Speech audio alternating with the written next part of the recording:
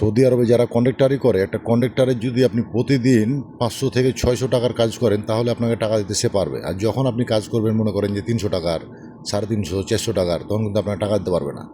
আর এই ক্ষেত্রে কন্ডাক্টারগুলো খারাপ হয় যে আমাকে টাকা দেয় না, কাজ করায় টাকা দেয় না।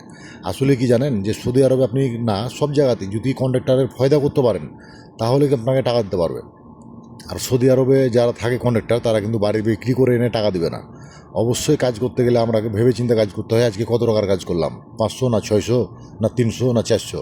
কারণ লোকজন মিলাইয়া, লেবার মিস্ত্রি মিলাইয়া একটা লোকের পিছনে, দুইটা লোকের পিছনে প্রায় 400-র ওপরে খরচ। গাড়ি ভাড়া আছে, খানা আছে, বেতন আছে, আমাদের সব মিলাই যদি 400-450 টাকা খরচা যায়, তাহলে আপনাকে নিম্ন হলো 550 থেকে 600 টাকার কাজ করতে হবে, তাহলে আপনাকে টাকা দেবে ঠিক মতো। আর যদি আপনি কাজ করবেন না, আপনি ফাঁকিবাজি করবেন, আবার কন্ট্রাক্টরকে বলবেন যে টাকা দেয় না, এগুলো করে কাজ হবে না ভাই। প্রথম কথা হলো যে আপনাকে কাজ করতে হবে। প্রতিদিন যদি আপনি 600 টাকার কাজ করেন, তাহলে আপনাকে 500 টাকার কাজ করেন কি 550 টাকার কাজ করেন, তাহলে আপনাকে টাকা দিবে, না হলে টাকা দিবে না।